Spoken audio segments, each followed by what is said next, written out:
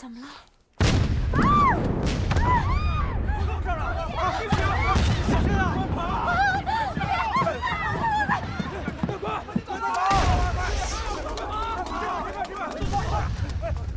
到底怎么了？太吓人了！小棉是我妹妹，另外一个是我弟弟陈清伟。咱们找他们。不行，他们就等着我找出我弟弟妹妹，然后一网打尽。那我去。哎呀，咱们回家再说。走。哎。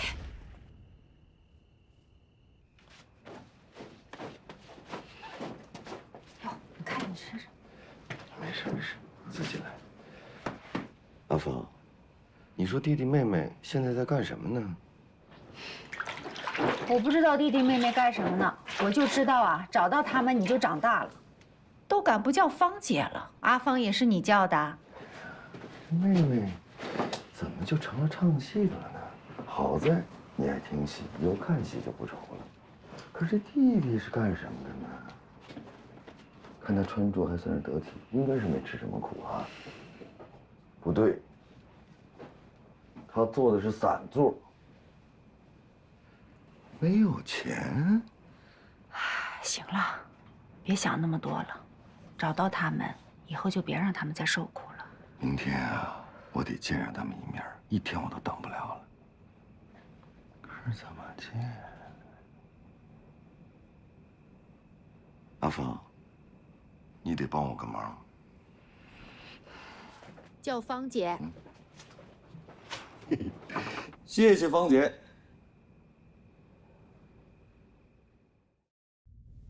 1937年8月31日，6架日本飞机首次空袭广州，从此，广州遭受日军飞机持续14个月的轰炸。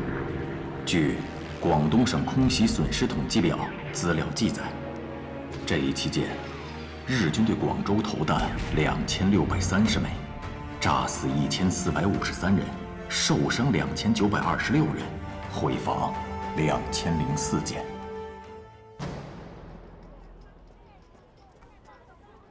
今日，日军轰炸广州，请组织指示，该如何行动？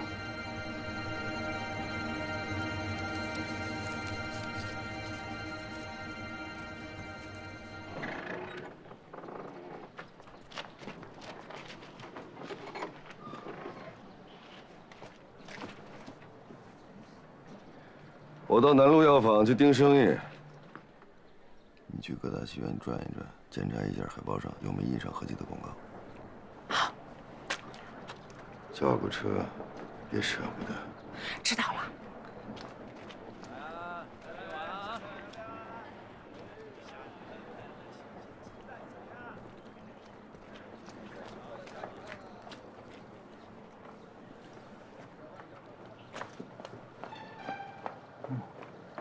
这么晚才吃早餐，辛苦了。帮我测个字，也算是照顾你生意了。哦，卖几啊？谢谢的谢，测出来之后帮我转告匡庆奎。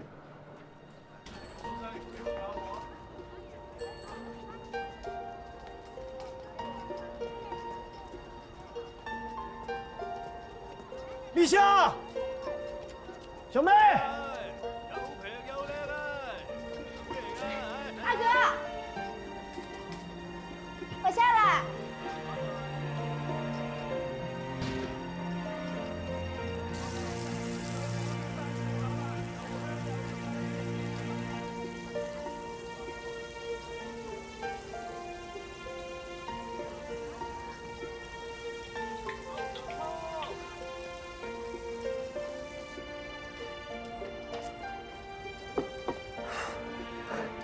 太多了，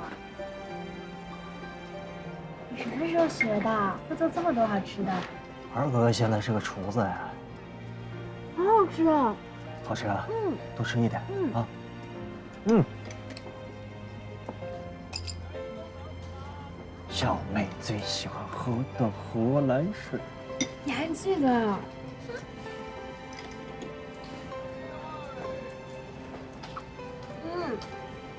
我好久都没喝了，哥。就找这么大了。告诉你个好消息，大哥在找我们。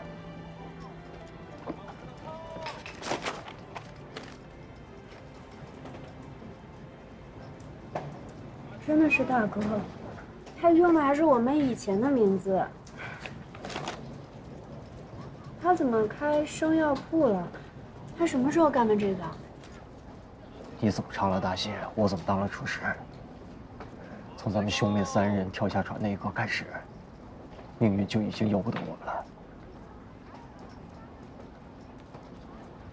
再吃点吧，吃点我们去找大哥。我不想吃了，我现在就想去找大哥。走，别去！这人也别齐了，徐老爷子，不是我说你，那装瓶的人手都不够，那耽误多少钱呢？哎呀，你怎么不早点说呀？我现在说也不晚呢。这场面你也看见了，南楼药房从来没有这么赚钱过吧？徐老板还没回来，你呀就多担待点儿，多辛苦点儿，再找几个药方，配上西药，什么清热的、止咳的、清肺。哎呀，西药这一套呀，我搞不懂。哎，我懂就行。5、3、2、9啊！哎。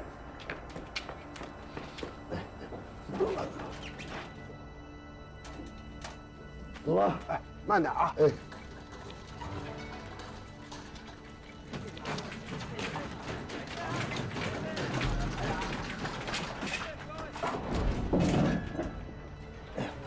兄弟，稍等一下。好的。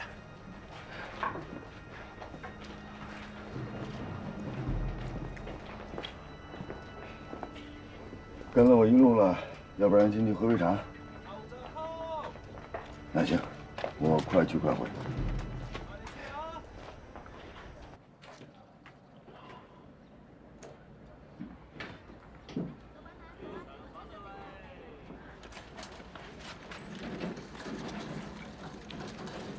在后面呢，我在这儿守着。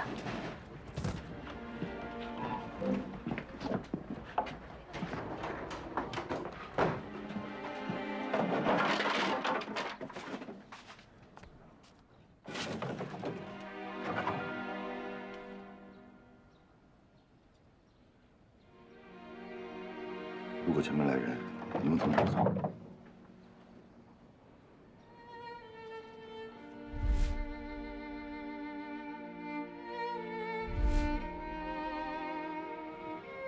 大哥，青薇，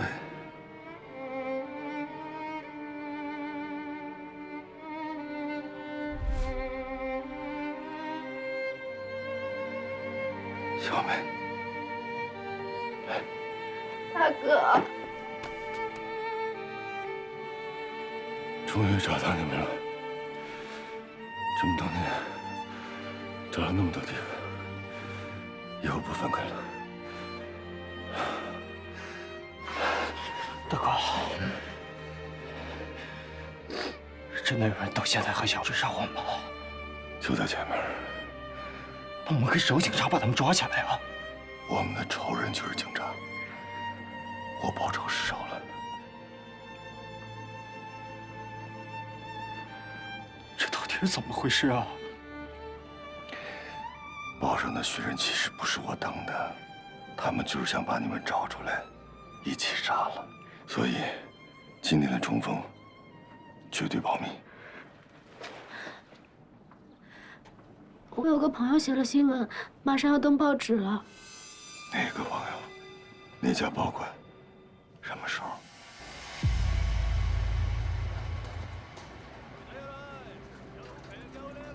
既然是Summer姐的意思，我肯定没问题啊。但是版面呢？编辑留了版面，这开天窗可是大事情啊。不要紧的，你帮我登广告，我给你钱。大哥说让咱们这事不要声张，我觉得他是太谨慎了。我可以不告诉我师父和干爹，可是我一定告诉我师哥，他是我这些年最亲的人。哎，看来我是有妹夫了。啊，你哥还没给你找嫂子呢。那你就赶紧给我找个嫂子呗。哎，对了，我带你见一下我的师长朋友们。走。大哥说了，没事儿，快。小妹，我给你介绍一下，这是我们宿舍，我们平时就住这儿。啊。小王。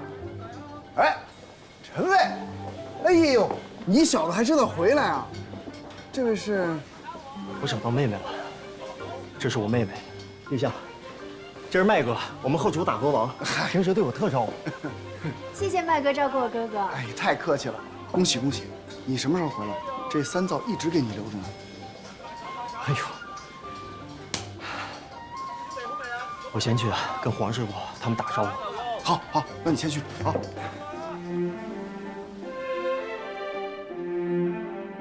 丁宝，我妹妹，哎，这是我妹妹，黄师傅，啊，这是我妹妹。黄师傅，这是我妹妹。啊，好啊，找到妹妹了。哥，这家店以前我常来，他们家的烩瓜皮虾、鲢鱼面都可好吃了。你刚刚说的这些啊，都是哥哥最拿手的菜。今天啊，陈伟哥，哎，走，今天咱们先尝尝黄师傅做的。刚才那个是黄师傅吗？就是我们这儿的头货。那我们以前常在这里包厢。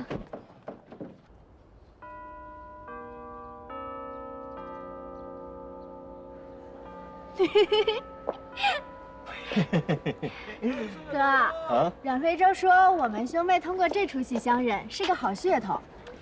如果有更多人来看我们演出，就会有更多的戏院来邀请我们。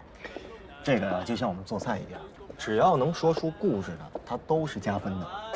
可是我师傅他从来就不相信这些，他呀就喜欢遵循规矩，一点新鲜意思都没有。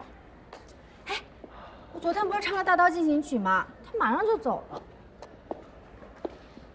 小妹，我问你个事儿啊，你怕不怕你师傅？我才不怕我师傅呢。哎，所有人都怕他，只有我不怕他。哎呦，我跟你说，你这点特别像你哥我。真的假的？你都在我们后厨看见了，打听一下。我跟你说，我师傅这个人，他只信嗓子，他一点都不信我的奇技淫巧。师傅，这是我哥哥陈卫，我找到哥哥了。陈师傅，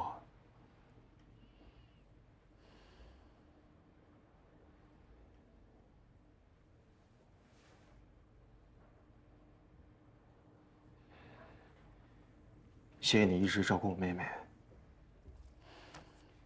我可没照顾她，她自己活得挺好的。我更不是她师傅，她没跟你说吗？这一日为师啊，终生为母。不必。有了首本戏，得继续演出才行。有眉目了吗？哦，我师哥在想办法了。不要总想着投机取巧，更不要再叫我师傅。好，陈师傅。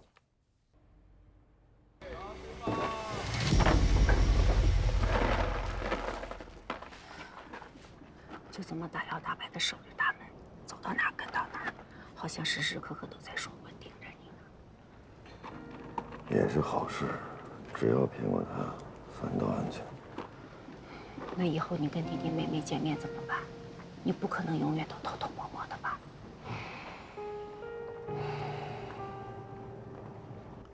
等我们杀了关定圭和廖四六就好了。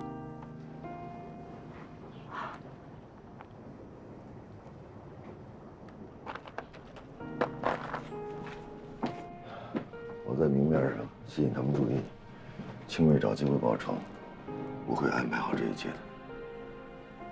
青卫同意了，你跟他商量了吗？父母之仇不共戴天，这有什么好商量的？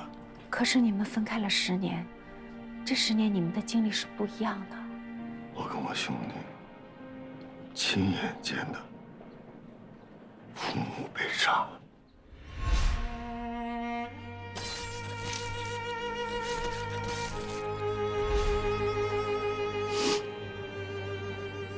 这件事就跟烙在脑子里一样，一想就疼，血债血偿。只有仇人的血，才能浇灭这里边的火苗。以前从来没有说过这些。这种事说了有什么用呢？这种事儿只能自己忍。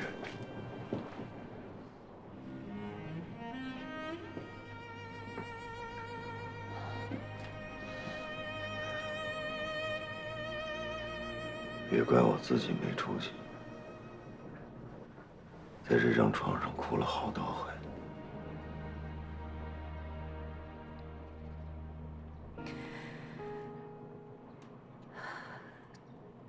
等把弟弟妹妹安顿好了，就给你说门亲事。早就物色好了，以前家里穷，看好了也不敢说。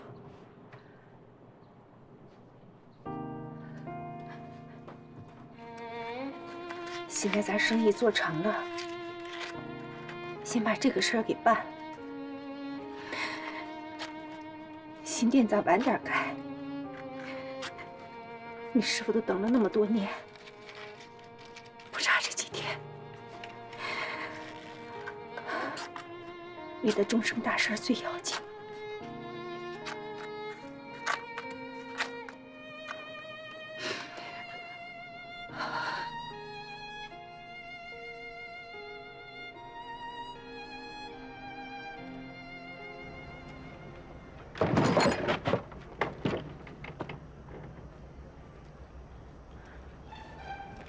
你算命啊？不算。不算，那你跟芳姐吵架，出来走走。吵什么架呢？她非要给我找老婆。找老婆好事啊，我都没有老婆。你怎么会没老婆呢？来，对，我给你看看音乐。把手伸过来。来。那一只。你这五行缺点啥呀？那你说我五行缺啥？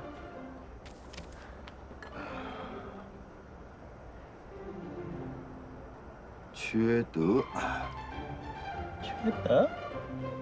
你说你一个警察，日本奸细你不去抓，小偷强盗大天二你不去管，我一个正经商人你天天盯着，你是不是缺德？你这怎么还翻脸了？刚才说过了，跟芳姐生气，心情不好。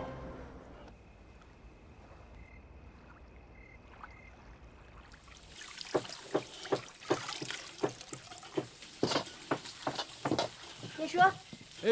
哎，好。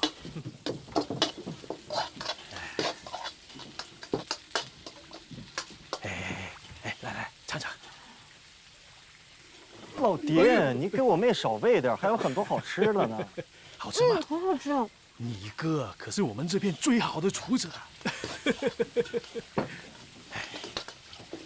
小妹，大哥能不能找到？大哥当然能找到这儿。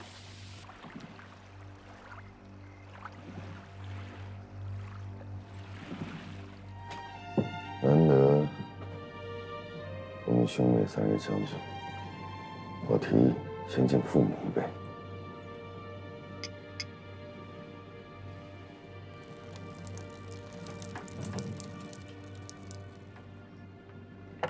上次啊，太匆忙了，连句想要的话都没说上。大哥，我打听了一下，你现在生意做得好大呀。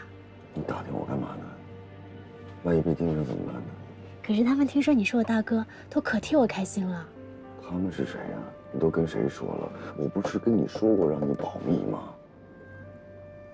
大哥，你这是不是也太那什么了呀？现在到处有警察，哪有那么多危险啊？咱们三兄妹现在才刚刚团聚，应该是一件值得开心的事情。但是你这么一弄，都高兴不起来了。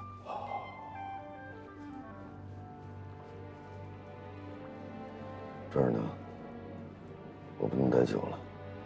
我就问你们一件事儿：这么多年过去了，爸妈的仇要不要报？当然要报。我也要给爸爸妈妈报仇。你就别参与了，总不能让一个小姑娘手上沾血吧？我呢也暴露了，但是我可以在明面上配合你，具体事实得由你来办。杀谁啊？其中一个是当年在船上被我扎了一剪的那个，你们还记得吗？另外一个是他上司，命令是他下的。大哥，你是怎么知道的？我查了很多年了。确定？他们亲口说的。那我们可以去法院告他们呀。你真的是戏演多了，哪儿有什么青天白日啊？要是真有这些的话，咱们爸妈也不会被杀，咱们也不会失散这么多年。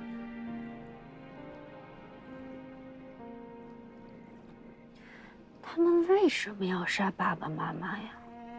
他们说爸爸妈妈是共产党员，那年国民党杀共产党，杀红了眼，广州、上海、武汉到处都在杀。我们的爸爸妈妈不是商人吗？我也不知道，他们根本找不到爸爸妈妈是共产党的证据，冒充水匪谢十三干的。我师哥也是共产党，我可以问问他。不用问，我们不需要知道答案，知道答案，爸爸妈妈也没了。我们只要记住，血亲之仇不共戴天，杀人必须偿命。大哥，你说吧，我们具体该怎么办？具体该怎么办，我还得好好想想。只有杀了这2个人，我们才不愧对父母的养育之恩。这可是杀人啊！你这一辈子就毁了。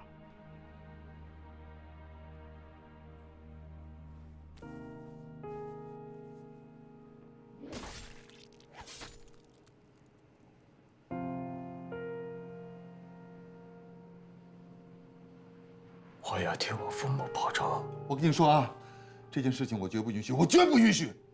我就是过来跟你打个招呼，不能跟你一起弄新菜了。我说了，绝不允许。这可是个大活人呢，阿卫。少杀2个，那更不行了。2个人，你要杀2个人。我告诉你，阿卫，你杀完2个人，你会永远活在不安当中。你以后你还怎么做菜？你怎么才能做到心静如水？哦，还有我们的新菜宴已经差不多了，各个酒楼反应非常强烈，这正是你走向事业巅峰的时刻，你可千万不能把……我就应该告诉你，你就应该告诉我，我有责任阻止你。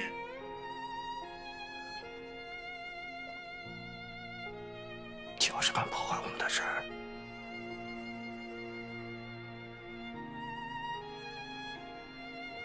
就是3条人命。你什么意思？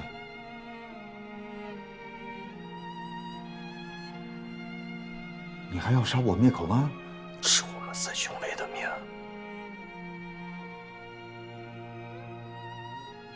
我就是希望快点把父母的仇报了，就可以踏踏实实的过自己想要的生活。等把大哥和小妹找回来，是我人生中的好事，让我有了牵挂。这2个人会毁了我的牵挂。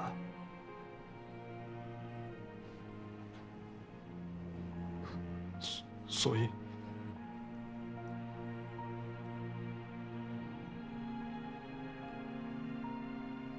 杀了吧！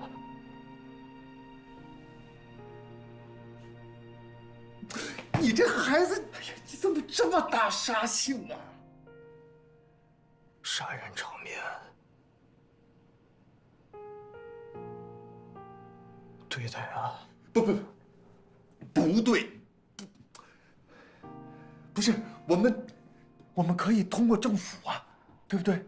我在政府有人，有很硬的关系，我们可以让他们受到法律的制裁。阿伟，当然了，以前是陈济棠，南天王嘛，一手遮天，但现在不一样了，现在整个广州都是由南京政府来管辖，重要的部门那现在全是南京的人。我觉得现在正是给你父母伸张正义的好机会，阿伟。还有，你想想，你父母在天之灵，他们会希望看到自己的孩子生活在恐惧中吗？肯定不希望。他们会希望看到自己的孩子永远生活在杀过人的不安当中吗？肯定不希望啊！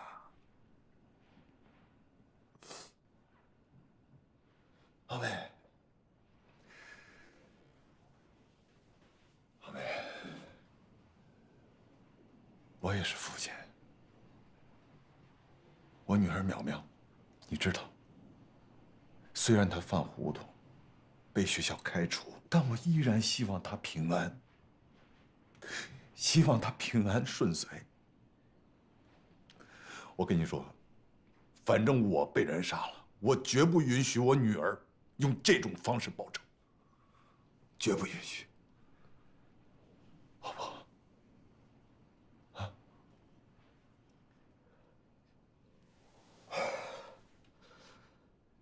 啊？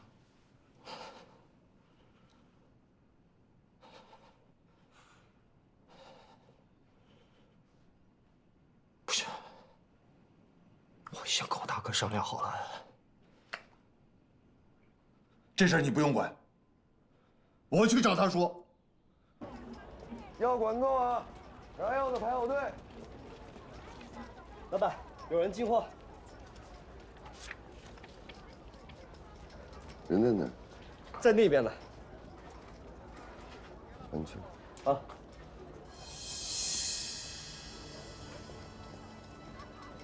看了吧？哎，你好。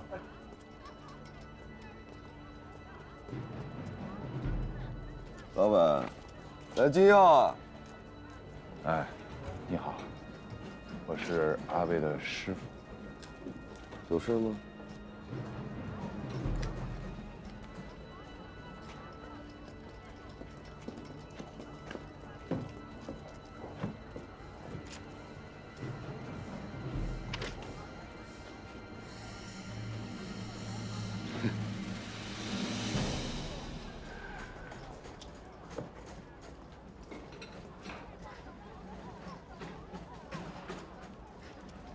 好说，要多少货啊？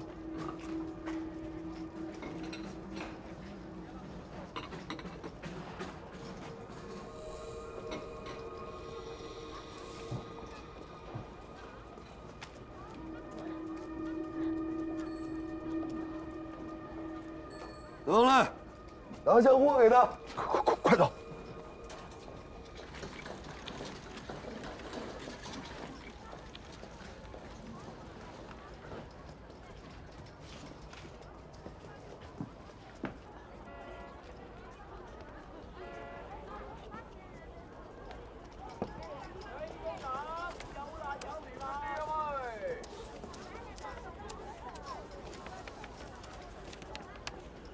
近期，1927年6月，国民党在佛山杀害的商人陈玉清夫妇，是我党同志，请确认是否属实。杀人者，广东省会警察局特别侦缉队。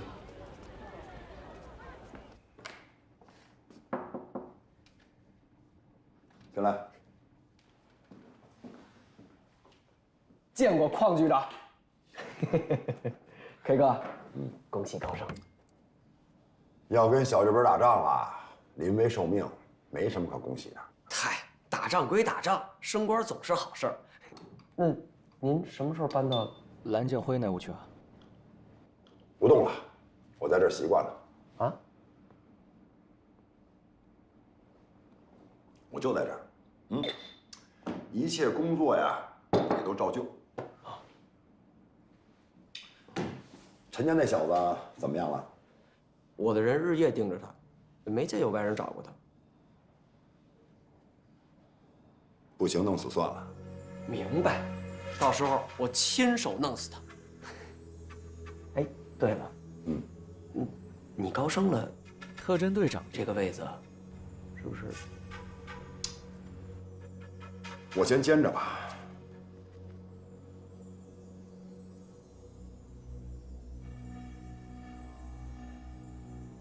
最近头绪太多，没时间办这些事情。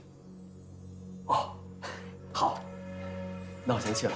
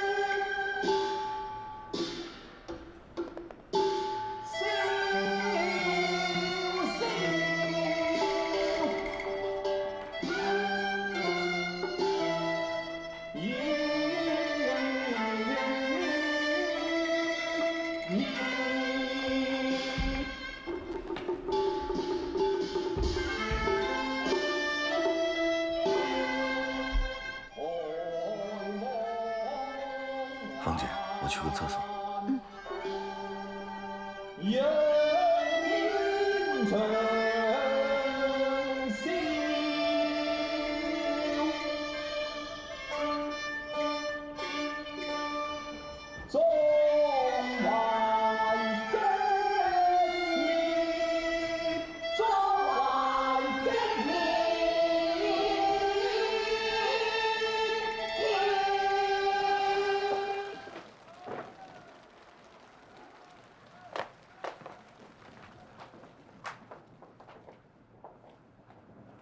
大哥，你说小妹的师哥突然间找咱们过来是干嘛呀？我也不知道。青薇，杀人是没那么简单。你要不愿意，可以跟我直说，没必要让外人知道。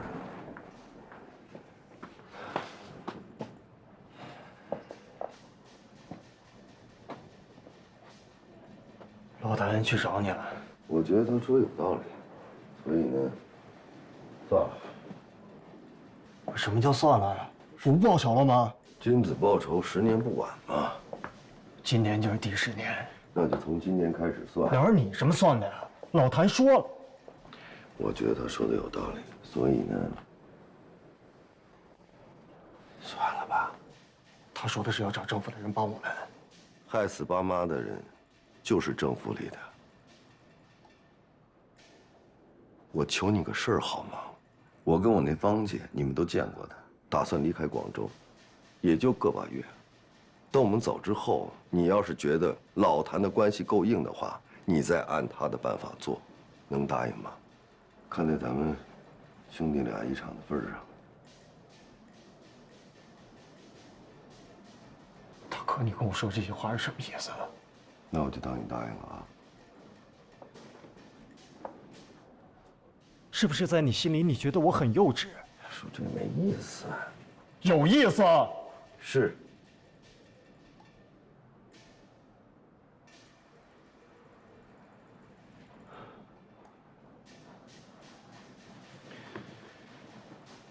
你没被枪顶过脑袋，那是你运气好。你有砍断过自己的脚趾头吗？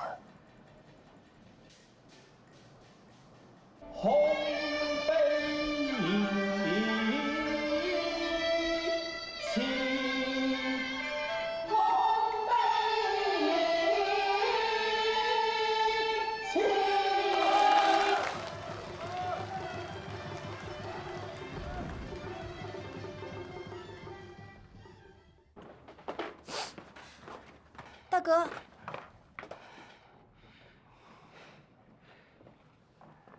，5分钟后，我们俩还要再上场，所以我长话短说。立夏跟你们说过吧，我是共产党。我们俩的大师兄詹英台也是，1927年牺牲在起义中。据组织上了解，他牺牲的地点就在合记生药铺，因此还导致了你师父被军警杀害。组织上一直很内疚。我代表组织上，也代表我们大师兄詹英台，向你表示歉意。我亲眼所见，不怪他，怪的是反动军警宪特别侦缉队。下面是我要跟你们3兄妹郑重交代的事情。经查，你们的父母陈玉清、谢大雪是我党在佛山支部的领导人，为掩护广州部分共产党员撤离，被当时的广州市公安局特别侦缉队杀害。陈玉清、谢大雪同志是革命烈士，是优秀的中国共产党党员，是名垂千古的英雄。他们的牺牲，挽救了我党46位同志。这些同志，现在正战斗在敌人的心脏中。在这里，我受上级党组织委托，向你们3位致以崇高敬意。你们的父母牺牲后，组织上派了2名同志去寻找你们，要把你们带到安全地方抚养长大。但是国民党设下了埋伏，2名同志都中枪牺牲了，跟他们同时中枪的还有3个孩子。这件事我也亲眼所见，他们找了3个流浪的孩子，换上我们的衣服，目的就是要把你们的人引过来。所以从那个时候我就明白一个道理。不能轻易的相信任何人。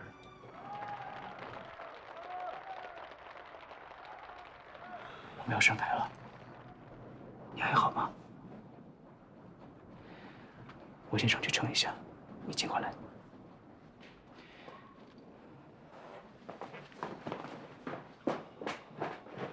去吧。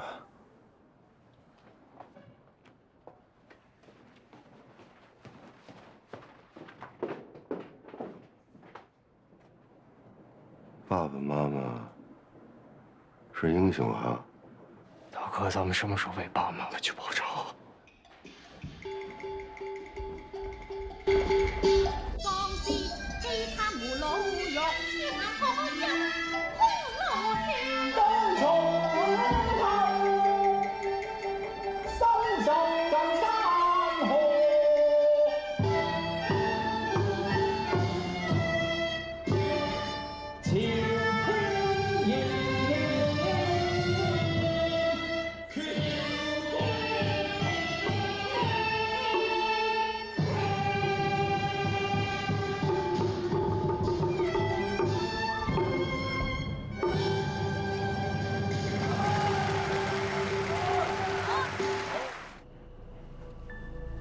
咱们什么时候为爸爸妈妈去报仇？不报了。为什么？打不过。你没听说吗？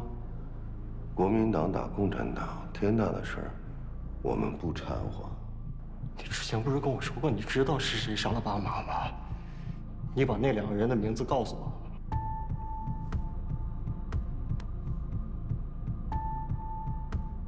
现在更不能告诉你了，免得害了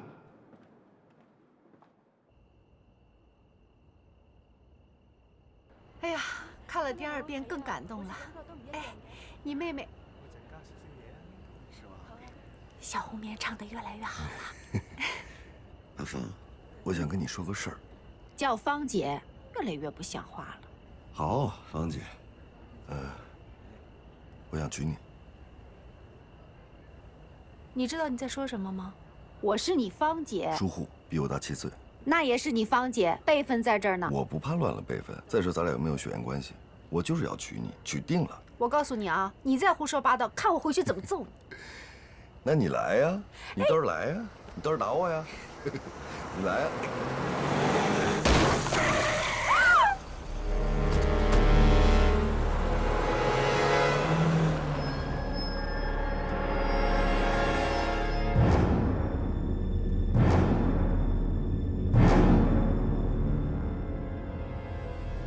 奎哥是好人，让我把你拉到兄弟们的坟前毙了，一是给兄弟们个交代，二呢，是为了让你不寂寞。你们也太没耐心了吧？是不是每天盯着我太费钱了？这部分钱我可以出。有钱了不起吗？大部分时间是这样的，但是现在来看，不行。知道就好。所以啊，这有钱呢得尽快花，要不然死了都没花了，亏了。没事儿，兄弟们帮你花。这你想多了。股权呢，我分给了宋世莲跟徐南路，我芳姐那部分由颐和洋行朋友代持，你们拿不着，我也一样。没等到码头呢，都已经卖出去了，你们总不能抢吧？还有海关缉司在那儿呢。至于每天收到的钱，嘿嘿，我自然是藏起来了。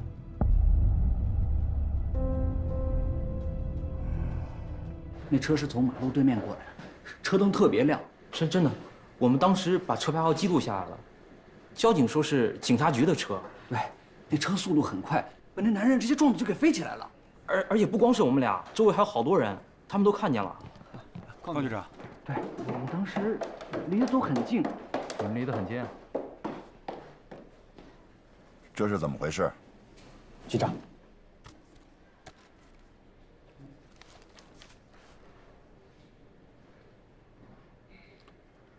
他们离汽车有多远？那2个目击者大概10米，那个女的是报案人，就在车边。对，我当时在现场看得很清楚。是啊，我们都说了，都有看到。